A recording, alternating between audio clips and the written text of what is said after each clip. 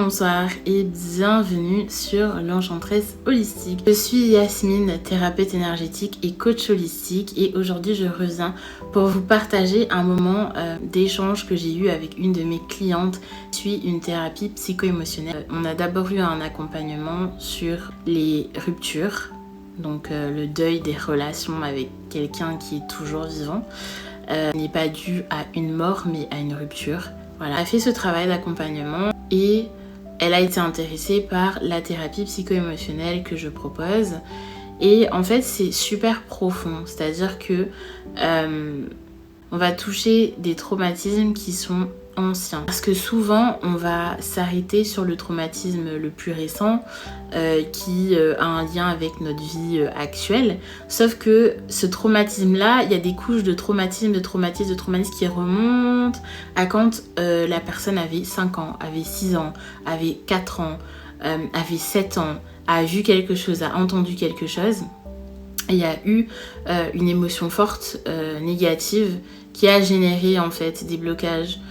Souvent du coup des blocages émotionnels qui vont parfois générer des blocages énergétiques. Donc, tout ça pour dire que les traumatismes qu'on a actuellement ou des choses qui nous déclenchent des réactions émotionnelles négatives comme de l'anxiété, du stress, de la peur, de la colère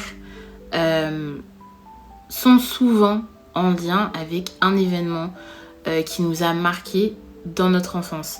Et parfois, la plupart du temps d'ailleurs, on l'a relayé au rang de c'est pas grave, ça arrive à tout le monde a X personnes dans sa famille qui...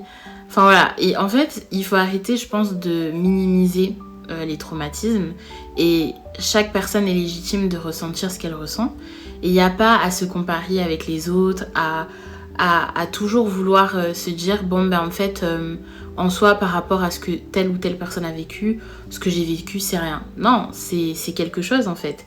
Et que quelqu'un d'autre ait vécu une situation qu'on considère pire, en soi les blessures sont là. Et en fait il faut y faire face, il faut travailler dessus, il faut les penser, mais il faut le vouloir, C'est-à-dire que suivre une thérapie psycho-émotionnelle où on va essayer d'aider en tant que thérapeute du coup le ou la cliente, et que la personne n'a pas vraiment envie d'aller jusqu'au bout, la thérapie sera inconcluante. Ça veut dire qu'on aura perdu du temps et de l'argent inutilement.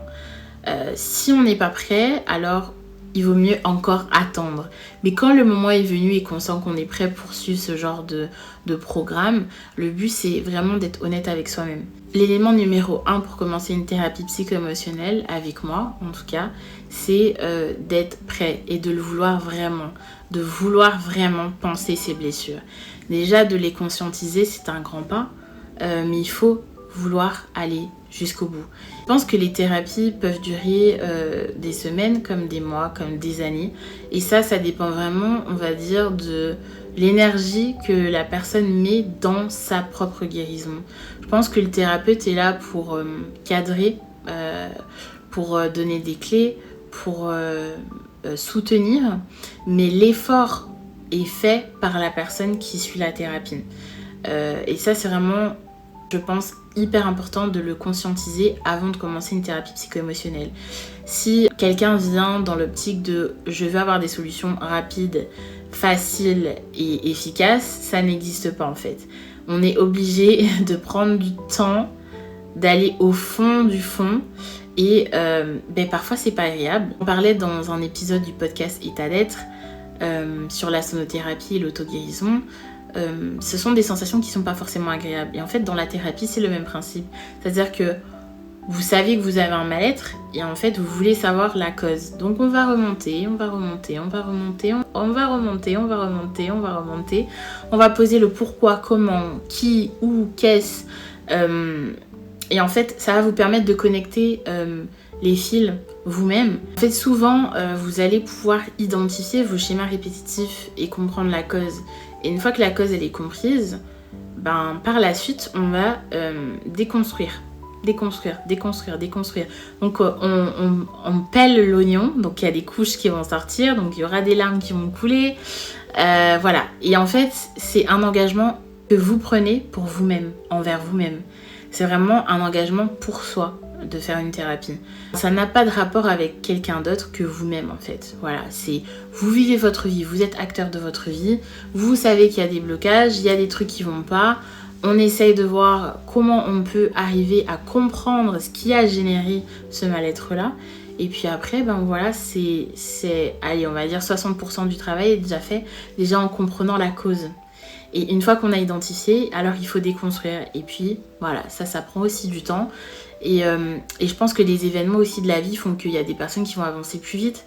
Et donc au bout de quelques mois, ils auront géré cette problématique. Et il y a d'autres personnes qui vont avancer plus lentement. Parce qu'ils vont se reblesser sur la même blessure ou alors causer une autre blessure.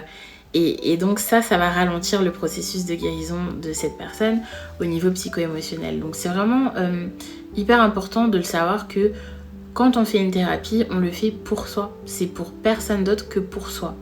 Maintenant, oui, si on a des problématiques familiales, par exemple entre parents et enfants, évidemment que le fait que le parent suive la thérapie, ça va aussi aider l'enfant, ça c'est évident. Mais si le parent, il le fait pour les mauvaises raisons, on va pas avoir les mêmes résultats. Donc le but de la thérapie, c'est d'être honnête avec soi-même, de rencontrer ses ombres, les choses qu'on refoule.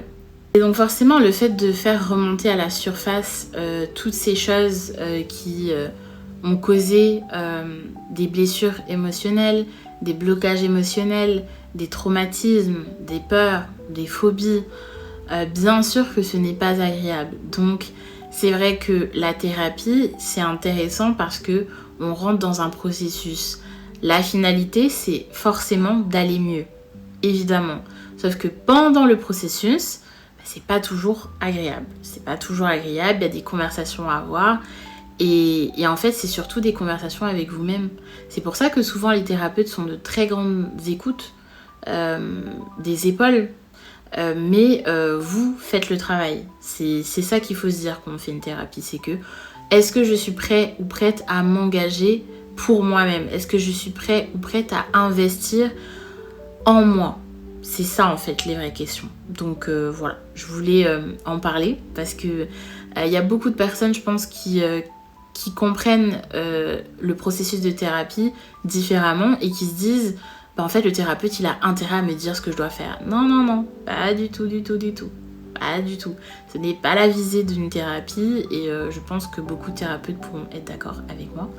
Mais voilà, si vous avez déjà suivi une thérapie, n'hésitez pas à me le dire dans les commentaires, à partager votre expérience là-dessus et un peu à me dire les manquements que vous avez peut-être ressentis pendant votre thérapie. Est-ce que ça a été au-delà de vos attentes ou pas? Et du coup, notamment aujourd'hui, j'avais envie du coup de dire à toutes ces femmes qui me contactent, avec qui on commence le travail, que vous êtes le prix, en fait. Vous êtes le prix. Genre, c'est personne d'autre, vous êtes le prix. Et quand il y a des ruptures, le fait de toujours vouloir se remettre en question, c'est légitime. Parce que la personne avec qui vous avez rompu vous a fait douter de vous, de votre confiance en vous, de votre valeur finalement. Mais votre valeur, elle ne doit pas du tout changer. Peu importe la personne avec qui vous avez une dispute, une rupture, cette personne ne doit jamais être le maître de votre valorisation. Vous devez vous valoriser vous-même. Et vous devez vous reconnecter à vous. Et en fait, ça, c'est un processus long. Et je pense que, d'autant plus les personnes qui ont eu beaucoup de traumatismes d'enfance, c'est complexe de se reconnecter à soi, mais c'est possible, en fait. C'est possible. J'accompagne des femmes tous les jours, quasi, pour cette reconstruction. Et en fait, c'est juste magnifique, en tant que thérapeute, de voir l'évolution de la personne au début et à la fin de la thérapie. C'est juste incroyable et en fait je suis super fière et contente de pouvoir accompagner toutes ces femmes dans leur processus de reconstruction Et voilà, donc j'avais envie de vous dire de ne pas oublier que vous êtes le prix, vous comptez, que vos sentiments sont légitimes, que vos ressentis sont légitimes, vos pensées sont légitimes, et que c'est possible en fait d'aller mieux. C'est possible, c'est un investissement pour vous-même, c'est une reconnexion à vous-même, mais c'est possible. Donc ne lâchez pas, continuez vos efforts, c'est quotidien, c'est tous les jours.